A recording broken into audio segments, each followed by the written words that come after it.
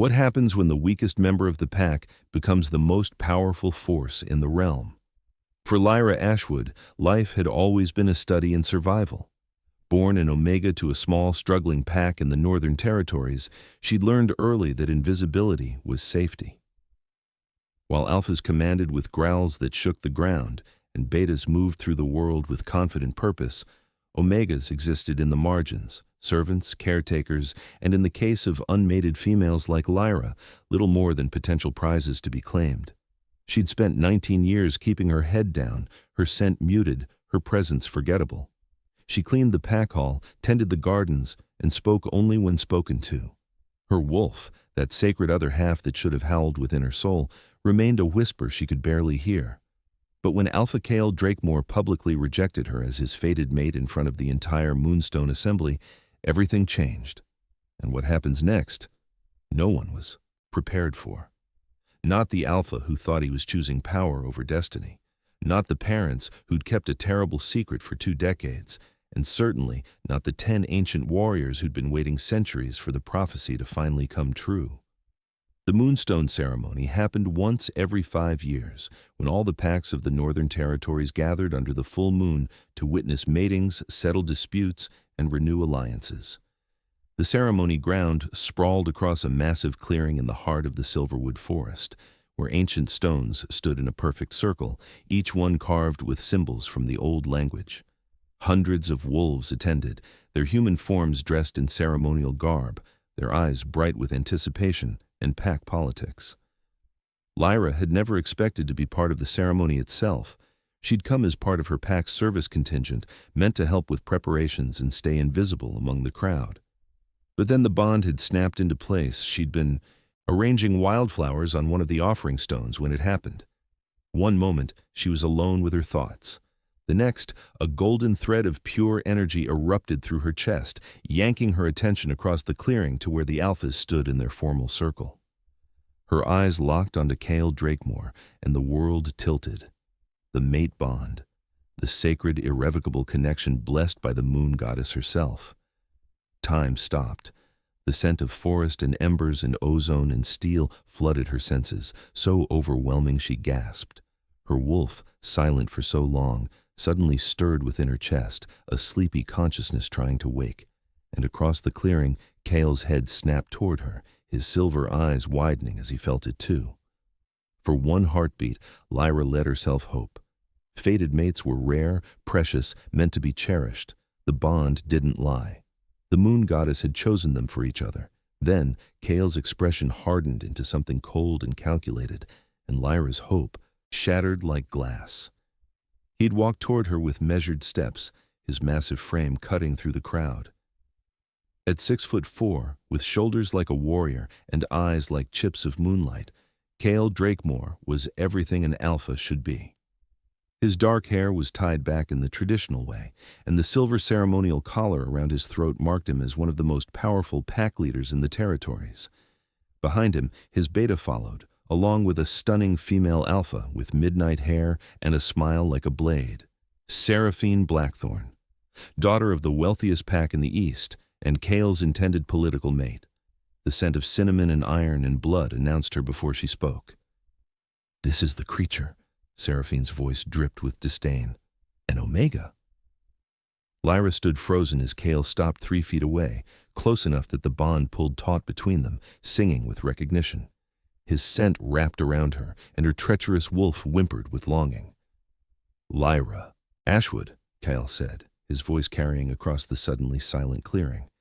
Everyone was watching now. The other Alphas, the Betas, the gathered packs. Even the Council of Elders had turned to witness this. "The moon goddess has indicated you as my fated mate." Relief tried to bloom in Lyra's chest, but something in his tone killed it before it could grow. "However," Kale continued, and the single word fell like an executioner's blade, "I, Kale Drakemore, Alpha of the Drakemore Pack, reject this bond. I reject you as my mate." The pain was instantaneous and absolute. It felt like someone had reached into her chest and torn out her heart with burning claws. The golden thread of the bond, barely minutes old, writhed and screamed and began to fray. Lyra collapsed to her knees, a cry ripping from her throat that she couldn't contain. Around her, the crowd murmured, but their voices sounded distant, muffled beneath the roaring agony. "I choose strength over sentiment," Kyle announced to the assembly. "I choose alliance over instinct. Seraphine Blackthorn will be my mate, and together our packs will create an empire that—" His words dissolved into noise. Lyra couldn't breathe. Her wolf, finally waking after years of silence, howled in anguish within her mind. The bond continued to sever, each snap of connection like a bone breaking, and through her tear-blurred vision, she saw Cale's jaw clench, the only sign that he felt it too.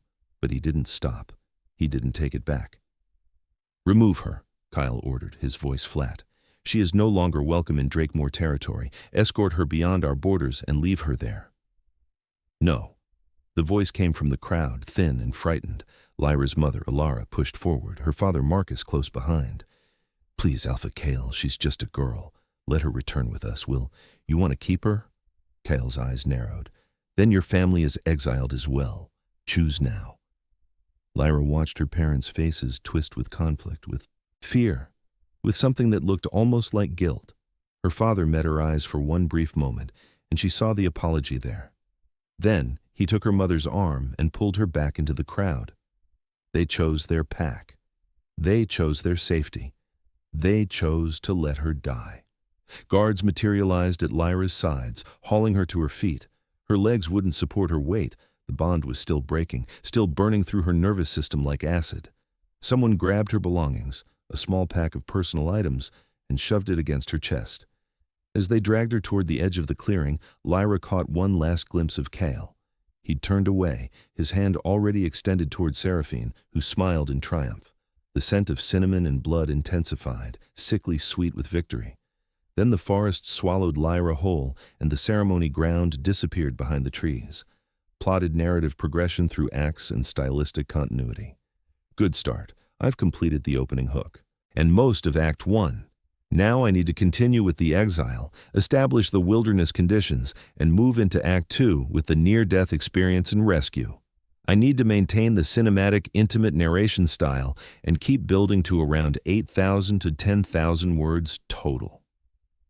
Let me continue with the rest of Act 1, finishing the exile scene, and then move into Act 2. The guards didn't speak to her.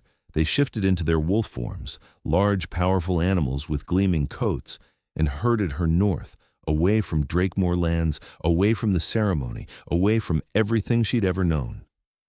When the bond finally severed completely, Lyra screamed, and the sound echoed through the night forest like a dying thing.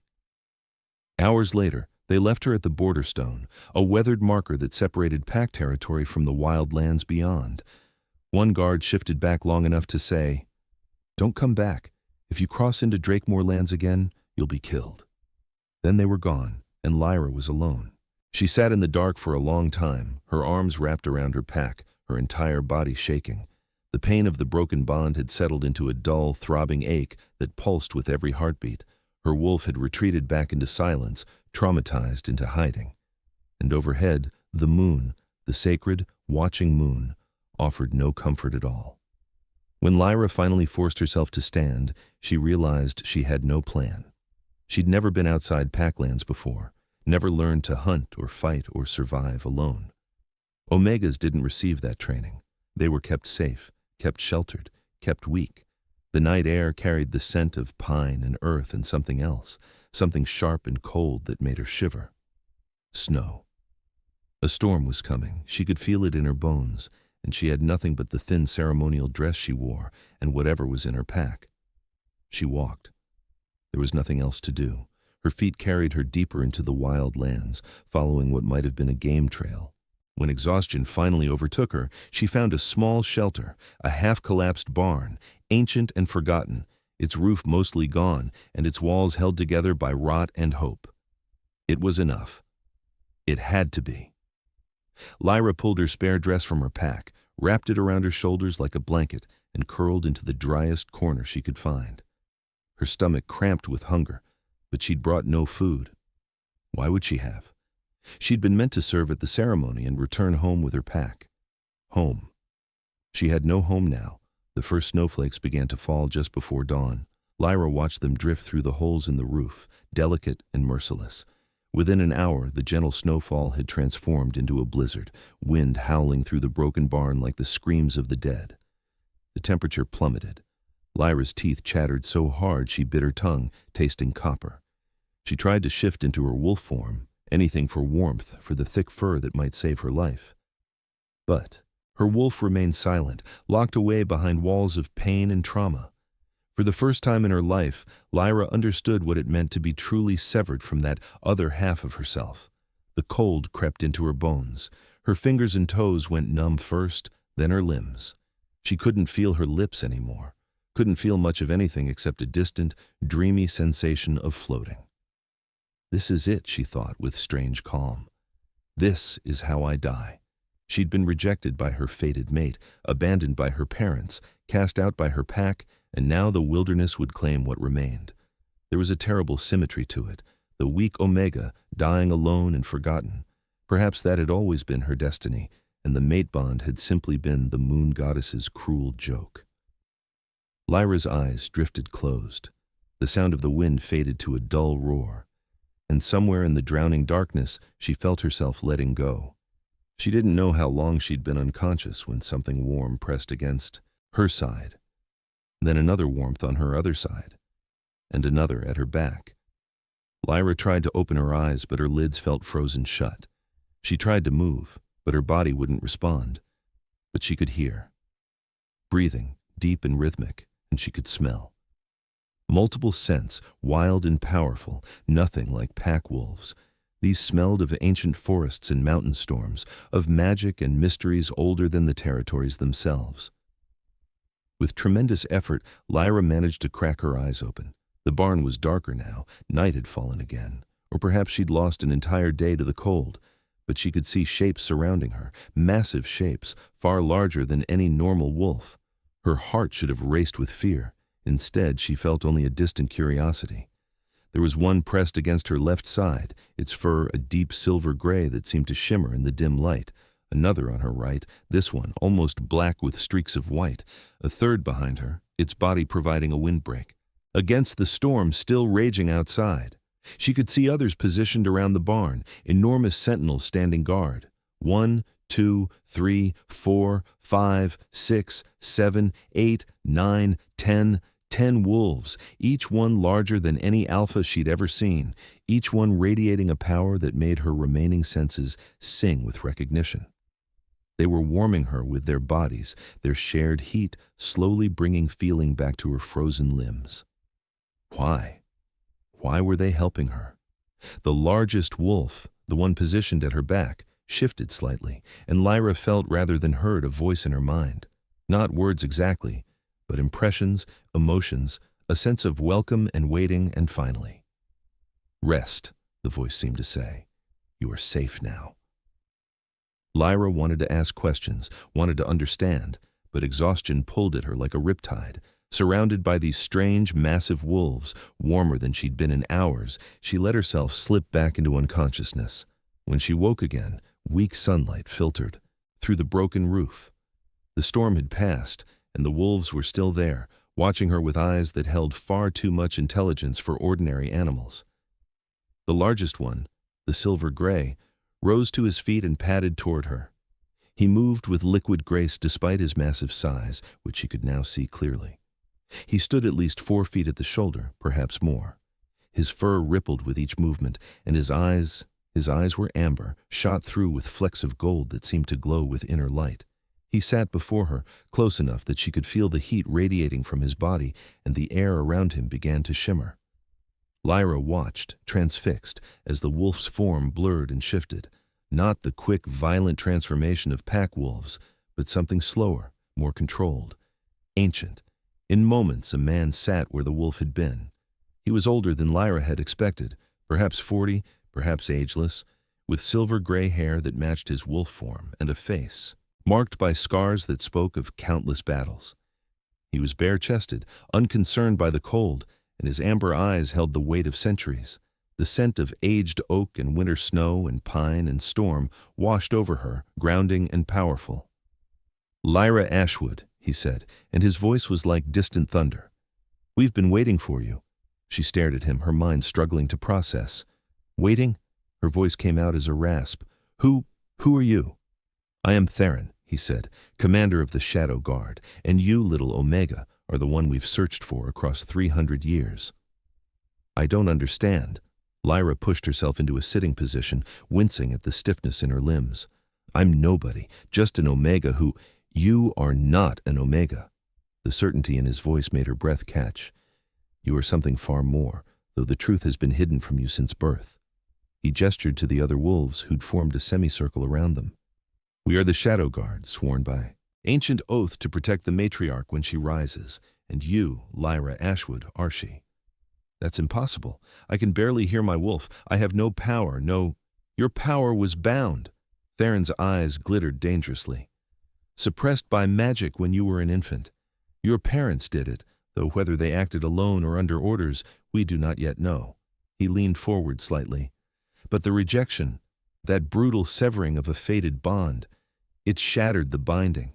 Even now your wolf is waking. Can you not feel her? Lyra pressed a hand to her chest and reached inward with tentative mental fingers. There. Stronger than before, no longer a whisper, but a murmur. Her wolf, stirring in the depths, confused and angry, and hurt but undeniably present. I feel her, Lyra whispered, but I still don't understand. Matriarch. There hasn't been a matriarch in 347 years, Theron finished, not since the last one was murdered by those who feared her power. But the prophecy promised she would return. His expression softened slightly. And prophecies, though they may sleep, do not lie. One of the other wolves shifted, taking human form. This one was younger, perhaps 30, with midnight black hair and sharp green eyes. His scent carried notes of cedarwood and rain. The prophecy, he said, his voice reverent. Shall I speak it? Theron nodded. The dark-haired man, Lyra would later learn his name was Kieran, closed his eyes and recited words that sounded like song. When the old packs forget the ancient laws, when the weak are cast aside and strength becomes the only cause, the matriarch will rise from rejection's pain, born of abandonment, forged in suffering's rain. She will be marked by lavender and dawn, her power bound by those who should have kept her strong. She will come when the moon bleeds full and bright, and 10 will guard her through the darkest night. The matriarch returns, the matriarch will reign, and those who cast her out will kneel or know her pain. The words hung in the cold air, settling over Lyra like a mantle she wasn't sure she could carry. That's just an old nursery rhyme. My mother used to sing part of it when I was small. Because she knew, Theron said quietly. They knew what you were, and they bound your power to hide you. Perhaps they thought they were protecting you. Perhaps they were simply afraid. He stood, towering over her even in human form. But the time for hiding is over, Lyra. The binding is broken, and you must decide whether you will accept what you are or die trying to remain what you're not. I don't know how to be what you're saying I am, Lyra's voice cracked. I don't know how to be powerful. I've been weak my whole life. You've never been weak. The words came from another guard member, a woman with copper hair and eyes like molten gold. Her scent was wild sage and summer storms. You've been caged. There's a difference. Theron extended his hand to Lyra. Come, let us show you who you truly are. She stared at his hand for a long moment. Behind him, the Shadow Guard waited, these ancient warriors who claimed they'd been searching for her across centuries. Before her lay a choice: cling to the broken pieces of her old life, or step forward into something terrifying and unknown. Lyra thought of Kale's cold eyes, her parents' guilty faces, the guards who'd left her to die in a blizzard, the mate bond, severed and screaming. She took Theron's hand. He pulled her to her feet with effortless strength, steadying her when her legs wavered. Good, he said. Now, tell me, Lyra, when did your parents bind your power? She searched her fragmented memories. I don't remember anything unusual. I've always been like this. Think further back. Before words, before clear memory. Is there anything? Any sense of change, of something lost? Lyra closed her eyes, reaching back into the shadowy corners of infancy. And there, like a scar on her soul, she felt it. A moment when her inner self had been vast and bright and whole, and then something had reached in and smothered it, wrapped it in chains of magic that burned even in memory. "I was maybe 6 months old," she whispered. I remember the scent of sage and iron, chanting, and then everything went small." "A witch's binding," Kieran said darkly. "Blood magic, probably. That's the only thing strong enough to suppress a matriarch's power." "But why?" Lyra opened her eyes. "Why would they do that to their own daughter?" "Fear," Theron said. "Or orders from someone more powerful. We'll discover the truth when we return to the territories." He guided her toward the barn's entrance, where the morning sun painted the snow-covered landscape in shades of gold. "But first, you need to understand what you are. You need to meet your wolf properly." "I don't know if I can shift," Lyra admitted. "I've tried before, but she's always been too quiet, too distant. Because she was trapped." Theron released her hand and stepped back. But the rejection freed her. The binding shattered. "She's waiting, Lyra. All you have to do is reach." Lyra stood in the snow, surrounded by the shadow guard, and reached inward with everything she had. Her wolf surged to meet her, no longer a whisper but a roar. Their consciousness collided, merged, and for the first time in Lyra's life, they were properly one. The transformation began. It didn't hurt. That was the first shock. Every story she had heard about first shifts involved pain, bones breaking and reforming, flesh tearing. But this felt like coming home, like her body was finally remembering its true shape. Her bones didn't snap. They flowed, lengthening and reshaping with liquid grace. Fur emerged from her skin in a wave of silver and white, each strand threaded with something that glimmered like starlight. She felt herself growing, her form expanding far beyond what any normal wolf's should. Power flooded through her veins, hot and electric, singing through every nerve. Her senses exploded into sharp focus. She could smell every member of the Shadow Guard individually, could hear the heartbeat of a rabbit 100 yards away, could taste the magic in the air itself. When the transformation completed, Lyra stood on 4 paws and looked down at the Shadow Guard. Down, because even in their massive wolf forms, she was larger. Her shoulder reached higher than Theron's, and when she looked at her reflection in a patch of ice-slick rock, she saw eyes that glowed with an inner light, not amber, not gold, but a color that had no name. Violet shot through with silver like twilight itself. A sound built in her chest, rising through her throat, and erupted from her jaws in a howl that shook snow from the nearby trees. It wasn't just sound, it was power, raw and primal, announcing her presence to every wolf within 50 miles. "I am here, I am awake, I am inevitable." The Shadow Guard joined her, their voices harmonizing with hers, and for the first time since the rejection, Lyra felt something other than pain. She felt whole. When the howl faded, she shifted back to human form, the transformation just as smooth and painless as before. The copper-haired woman had thoughtfully provided a blanket, which Lyra wrapped around herself with shaking hands. "She is magnificent," Kieran breathed. The prophecy did not lie. "It never does." Theron's eyes glowed with pride and something deeper, recognition of purpose fulfilled. "But this is only the beginning, Lyra. Your wolf is awake, but you must learn to control her. Your power is vast but untrained, and there are those who will see you as a threat."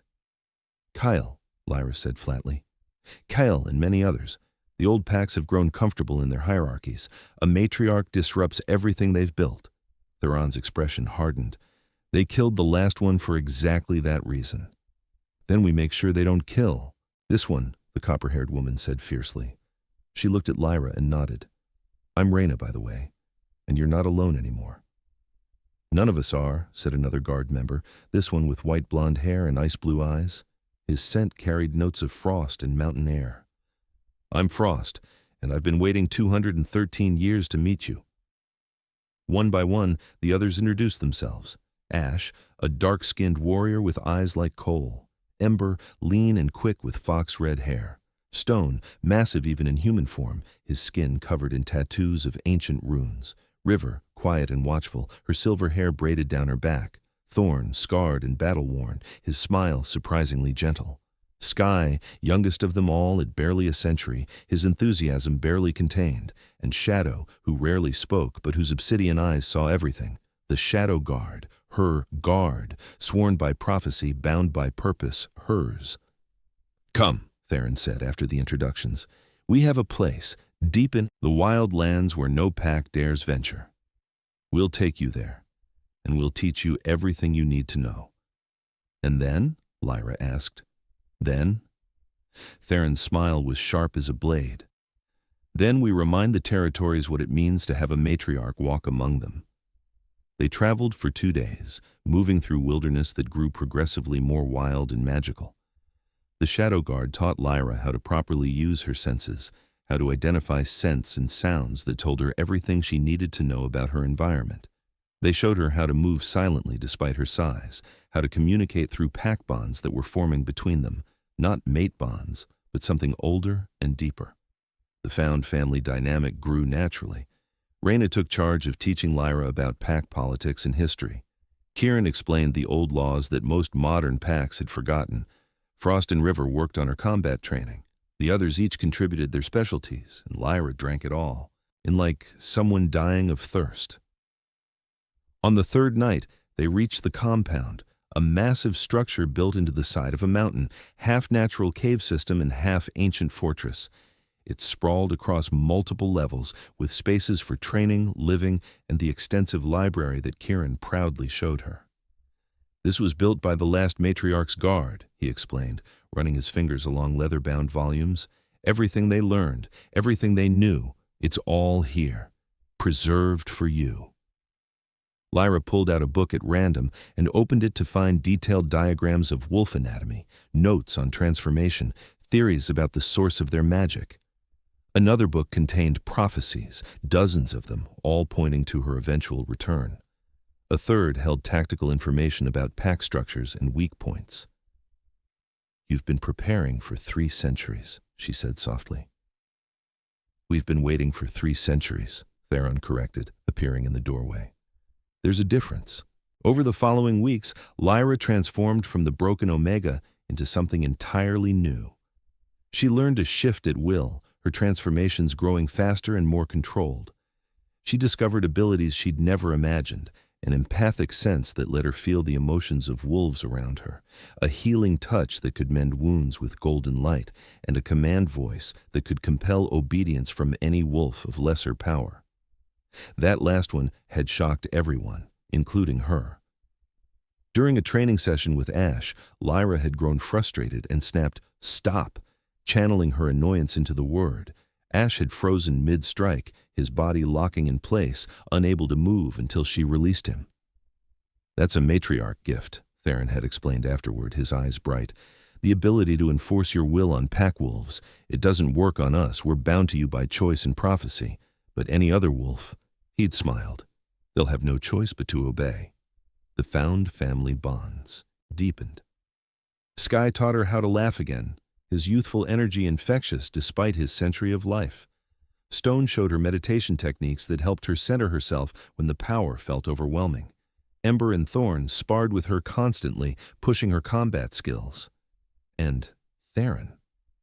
Theron became her anchor, the steady presence who caught her when she fell and pushed her when she needed it. Days turned to weeks, and Lyra felt herself growing stronger, more confident, more complete. The broken bond to Kale still ached sometimes, a phantom pain in her chest, but she was learning to live around it, to accept that some wounds left scars. She was sitting in the library one evening, studying a text on ancient pack laws, when Shadow appeared silently at her elbow. She'd learned not to jump at his sudden materializations. "Theron wants you," Shadow said, his voice rough from disuse. "We have company." Lyra followed him to the compound's entrance, where Theron and Reyna stood facing. A young wolf she didn't recognize. The stranger's scent carried notes of fear and exhaustion, and his clothes were torn and dirty. "This is Marcus," Theron said as Lyra approached, "a scout from the Willowmere pack. He brings news." The scout, barely more than a boy, really, dropped to one knee when he saw Lyra. His eyes widened at her scent, at the power rolling off her even in human form. "Matriarch," he breathed, "the prophecy is true." Rise, Lyra said gently, and he obeyed immediately. What news do you bring? Cale Drakemore has learned you still live. He's not pleased. He claims you're a threat to pack stability, that you're gathering rogues to attack the territories. Marcus swallowed hard.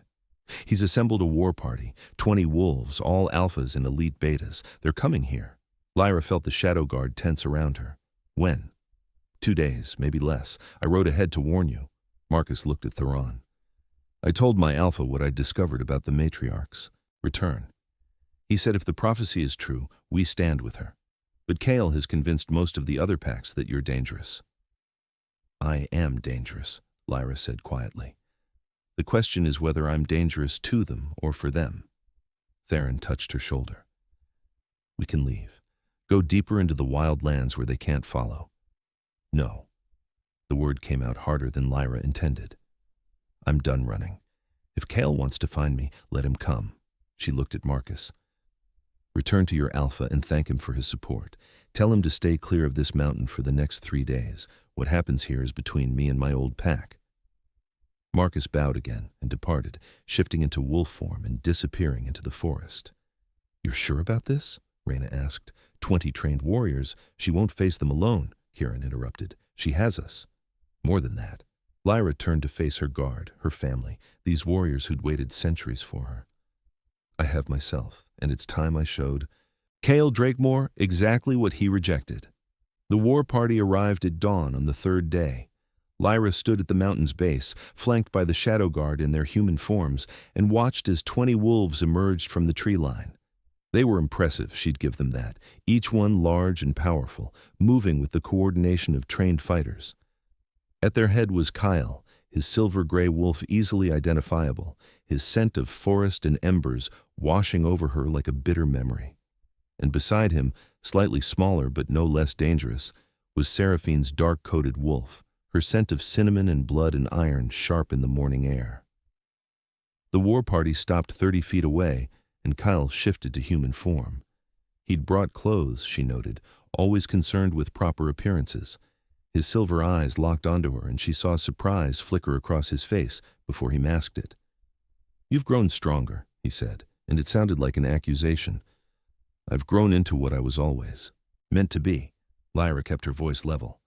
But you didn't come here to discuss my personal growth, did you, Alpha Cale? You're a threat to the territories. Cale's jaw clenched. You're gathering wolves to yourself, claiming titles that haven't existed in centuries. I can't allow that to stand. Allow? The word tasted like ash. Lyra took a step forward. You rejected me. You cast me out to die. You don't get to allow me anything anymore. Seraphine shifted to human form, her beauty as sharp as ever. You should have died in that blizzard, Omega. The fact that you survived doesn't make you special. It makes you lucky. My name, Lyra said softly, dangerously, is not Omega. It's Lyra. Or if you prefer. She let power leak into her voice, let them feel the weight of what she'd become. You may address me as matriarch. Several of the wolves behind Cale whined nervously. They could feel it now, the power radiating from her, the wrongness of confronting someone so clearly above them in the hierarchy. But Seraphine only laughed, the sound cruel and cutting. Matriarch? That's a fairy tale. You're just a rejected mate with delusions of... She didn't get to finish. Seraphine attacked, shifting mid-leap, her dark wolf form aimed directly at Lyra's throat. It was fast, vicious, meant to kill. Lyra didn't even shift. She simply raised one hand, channeled her power, and spoke a single word. Stop! Seraphine froze in midair, her jaws inches from Lyra's face, her body locked in place by the force of Lyra's will. The command had been instinctive, absolute, and undeniable. Lyra held her there for a heartbeat, 2, letting everyone see exactly what she was capable of. Then she gestured casually, and Seraphine's frozen form flew backward, landing hard 20 feet away. The dark wolf struggled to her feet, shaking her head in confusion and rage. That, Lyra said to the assembled war party, was a warning. The next attack will not end so gently. Cale's face had gone pale. How did you... I told you. Lyra's voice carried across the clearing like thunder. I'm the matriarch, and you, Cale Drakemore, made a mistake that night at the ceremony. You didn't just reject me, you freed me." Seraphine snarled and charged again, apparently too proud or too stupid to learn. This time, Lyra did shift, the transformation flowing over her like water. Her massive wolf form materialized in the space of a heartbeat, and she met Seraphine's attack with contemptuous ease. The fight, if it could even be called that, lasted less than 10 seconds. Lyra was larger, faster, stronger. She caught Seraphine by the scruff, shook her once like a pup, and slammed her into the ground with enough force to crack stone. Seraphine yelped, the sound pitiful, all her arrogance stripped away by one effortless display of dominance. Lyra placed one massive paw on Seraphine's throat, not crushing, but the threat was clear. She looked at Cale, her violet-silver eyes glowing, and pushed. One thought toward him through the strange connection that remained from their severed bond. Yield. Behind Cale, the Shadow Guard finally revealed their true forms. 10 wolves materialized where 10 humans had stood, but these weren't ordinary wolves. They were dire wolves, mythic guardians from the ancient times, each one even larger than Lyra herself. They fanned out in formation, their power rolling across the clearing like a physical force. The war party panicked. Lyra could smell their terror, feel their wolves screaming at them to run, to submit, to do anything except fight what they had no hope of defeating. Several actually did flee, breaking ranks and disappearing into the forest. The rest stood frozen, caught between fear and loyalty to their alpha. Kyle stared at the Shadow Guard, at Lyra, at Seraphine pinned beneath her paw, and slowly, achingly, he dropped to his knees. "Mercy," he said, the word barely a whisper. Then louder, "Mercy, Matriarch, we surrender." One by one, the remaining wolves followed. They shifted to human form and knelt, exposing their throats in the ultimate gesture of submission. Even Seraphine, once Lyra released her, crawled forward on her belly and assumed the position. Lyra shifted back to human form, standing among the kneeling wolves with her guard arrayed behind her. The morning sun painted everything gold, and the scent of snow and pine and submission hung heavy in the air. "You came here to destroy me," she said quietly, "because you were afraid, because I disrupt your comfortable power structures, because a matriarch means change, and change is terrifying." She walked among them, meeting each pair of eyes in turn. "But I'm not here to destroy the packs. I'm here to remind them of what they've forgotten." She stopped before Cale, looking down at the alpha who'd rejected her. The old laws, the ones that say strength isn't just about physical power, that pack is family, not hierarchy, that every wolf has value, from the strongest alpha to the weakest omega. Her voice hardened. "You forgot those laws, Kyle. You chose political power over a sacred bond. You chose cruelty over compassion." "I know," Kyle said, and his voice cracked. "I felt it the moment the bond broke. I've felt it every day since. I made a terrible mistake." "Yes, you did." Lyra crouched to his level. "But I'm not going to kill you for it. That would make me no better than you." She stood and addressed the entire group. "Here is my judgment. Kyle Drakemore, you will return to your pack and you will step down as Alpha. You will spend the next year living as an Omega, understanding what you inflicted on me. After that year, if you've learned true compassion, you may reclaim your rank." Kyle's eyes widened, but he nodded. "As you command, Matriarch." "Seraphine Blackthorn." Lyra turned to the woman who'd mocked her, attacked her, celebrated her suffering. "You will return to your pack in disgrace. Your father will hear of your behavior. Here. And he will hear it from me. You are stripped of your right to challenge for Alpha position for 5 years. Use that time to learn humility." Seraphine glared up at her but dipped her head in acknowledgement. "The rest of you will return to your packs and carry a message." Lyra's voice rang with command, with power, with absolute authority.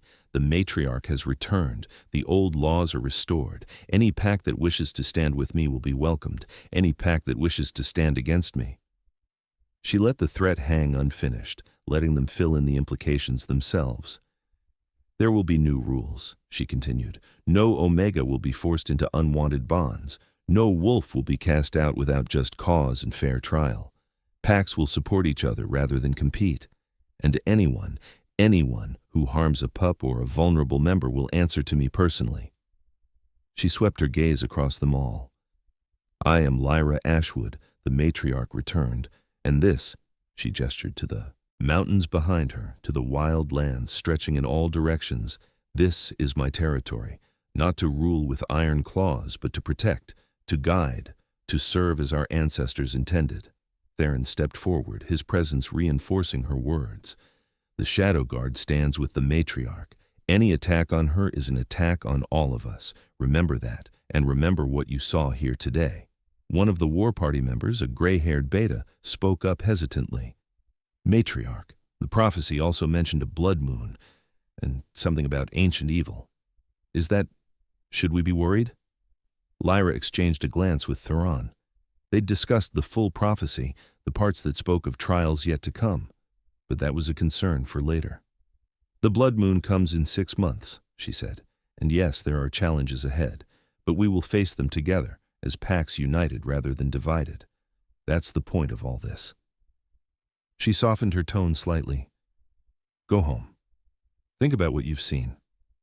And when you're ready to embrace the old ways, my door's open." The war party departed slowly, subdued and thoughtful. Only Kyle lingered, standing before Lyra with his head bowed. "I don't deserve your mercy," he said quietly. "I don't deserve your forgiveness, but I want you to know. I did feel it. The bond. And breaking it was the worst thing I've ever done." "I know," Lyra said. "I felt that too." Is there any chance—" He couldn't finish the question. "No." The word was gentle but firm. "That bond is gone, Kael. Even if it wasn't, even if it could somehow be restored, I wouldn't want it. You taught me that I'm worth more than someone who would discard me for politics." She placed a hand on his shoulder. "But you can still be better. You can still learn. That's the mercy I'm offering you." Kyle nodded, his eyes bright with unshed tears, and shifted. His wolf form loped away into the forest, carrying the weight of his shame and perhaps, eventually, the seeds of redemption. When he was gone, Reyna whistled low. "Well, that was impressive." "That was necessary," Lyra corrected. She turned to her guard, to her family, and felt the bonds between them sing with satisfaction. "But it's only the beginning." "Speaking of beginnings," Skye said with a grin, "can we talk about how you literally stopped Seraphine mid-attack? Because that was amazing and also slightly terrifying." "Agreed," Ember added. "I nearly cheered." Lyra laughed, the sound bright and free. She was surrounded by wolves who chose her, who valued her, who saw her as she truly was. She'd gone from rejected and dying to powerful and purposeful. The journey wasn't over. She could feel that in her bones, feel the larger destiny waiting for her. But for now, this was enough. "Come on," she said, leading them back toward the compound. "We have work to do, pacts to reform, laws to reinstate, and apparently an ancient evil to prepare for." "Just another day in the life of a matriarch," Theron said with a smile, falling into step beside her. And as they walked, Lyra caught his scent, aged oak and winter snow and pine and storm, and felt something warm unfurl in her chest. Not a mate bond, not yet, but the potential for one, freely chosen rather than fated, the kind of connection built on respect and trust and time. She glanced up at him and he met her eyes, and in that moment they both understood. This story, her story, was far from over.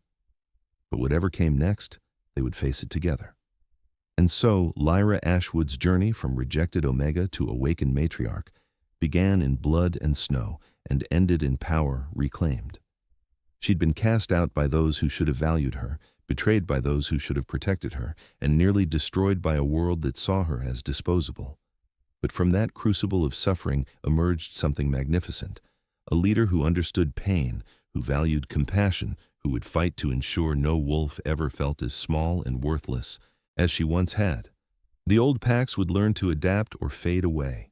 The territories would transform under her guidance, and when the blood moon rose and the ancient evils stirred, the matriarch would be ready with her shadow guard at her side and the old laws burning bright in her heart. She was no longer the weak Omega who'd been rejected at a ceremony. She was Lyra Ashwood, the matriarch returned, and her reign had only just begun. What did you think of her transformation? Could you feel her power awakening? Her journey from victim to queen is a reminder that sometimes our greatest strengths emerge from our deepest wounds, and that rejection can be the gateway to discovering who we truly are. Drop a comment below and let me know. What was your favorite moment? Was it the brutal rejection scene, the rescue by the Shadow Guard, or maybe that final confrontation where Lyra showed Chaol exactly what he'd given up? And what do you think is coming with that Blood Moon prophecy? If you enjoyed this story, please hit that like button and subscribe to the channel for more werewolf romances, rejected mate stories, and powerful female leads who refuse to stay down. Ring that notification bell so you never miss when we drop the next chapter, because trust me, Lyra's story is far from over. Coming up next, we'll dive into what happens when the other alphas learn about the matriarch's return, and we might just see whether Lyra's parents come crawling back to explain themselves. Plus, there's the small matter of that